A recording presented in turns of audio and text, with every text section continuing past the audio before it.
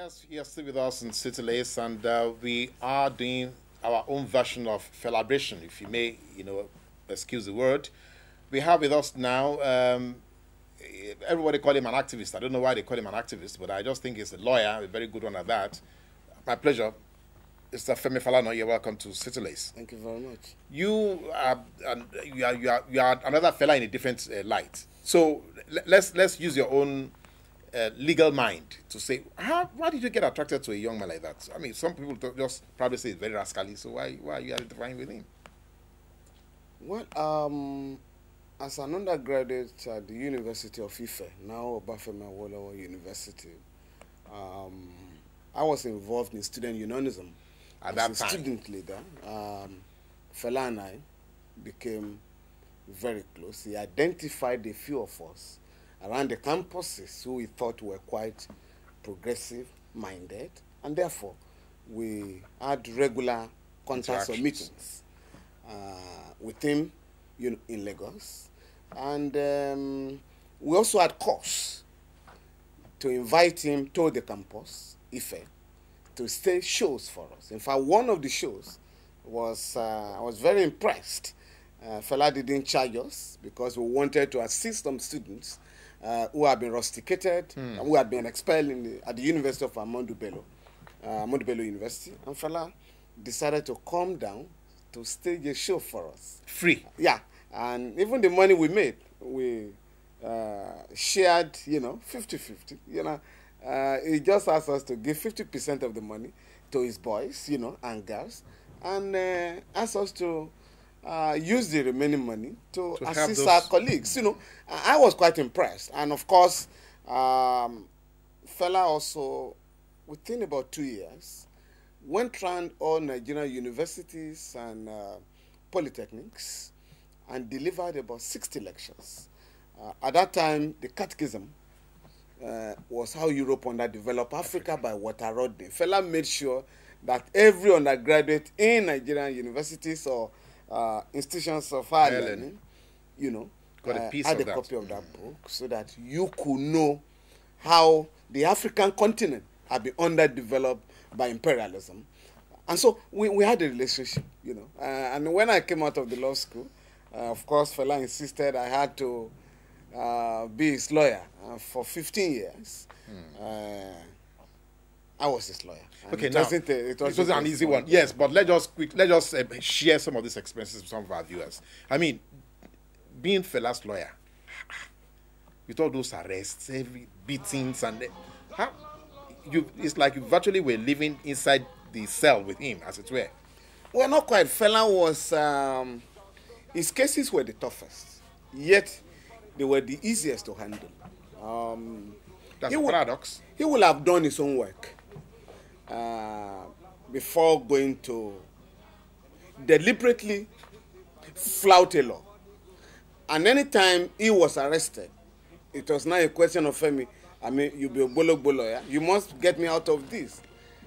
And by the time you are fully briefed, all you then needed to do was just to look, at the law. At the law, just to back up a wonderfully presented case. And at the end of the day, in all the cases, we got him out of trouble because he had done his own work. He's been my most interesting client. As I said, his cases were very tough whenever they occurred.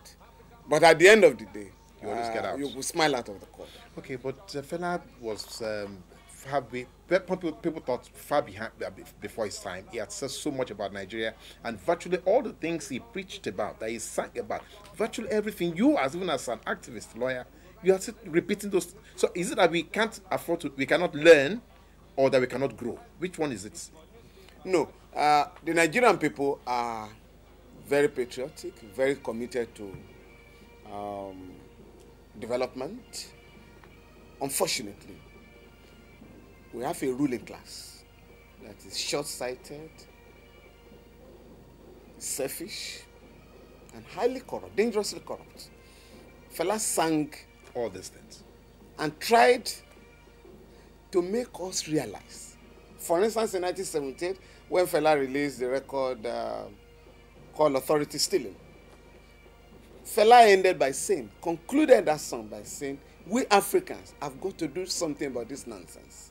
But because we failed to do something about corruption, it has become endemic, very endemic, and very dangerous for us as a people. For us in the legal profession, I can tell you this: Fela made a mockery of the neo-colonial legal system, and did warn us. I mean, for instance, in Non-Soja, Fela did say that government was fond of using commissions of inquiry to cover up atrocities. And I mean, having regard to the unknown soldier, you know, how the soldiers that burnt the Kalakuta Republic became unknown. In the case of Alagbon Close, Fela sang about the harassment and intimidation of Nigerians by the police in detentions. And of course, Fela ran at it up with his record, Beast of No Nation. Yes. Where Fela made it clear to Nigerians. At the time the military thought human rights were suspended, Fela made it clear that human rights can never be suspended. Not my property. And you can't dash me my right. And that was when the Babangida junta was trying to give Nigerians the impression that he was doing us a favor by respecting some of our rights. And Fela gave it back to them. No, these are our own property, and you can't give it to us. So Fela really covered the field, as it were. In one of his records, he also ridiculed the language of the law. For instance, based on the looting of the treasury by a tiny ruling, class, the elite, many young people are driven to criminality, like armed robbery. Fela then sang that, well, and this was very common at Yaba bus stops, and many of our bus stops then, where you just catch, you know, a petty thief, you know, and then quickly you brand him, you know, robber, and then you kill him. A tire is, you know, put on his neck, and you set fire on him. He said, but turn your eye to the other side, the right wing of there. And then the language is corruption, embezzlement, defraudment, and the rest of them. But they won't say it's a thief, or they won't say it's an armed robber, you know. But Fela, according to him, pen robbery was by far worse than armed robbery. And that's where we are today. And that's where we are. It's another beautiful commentary from Femi Falana. You know him already. He's everywhere saying exactly what Fela also said years ago. Thank you very much for coming to My pleasure.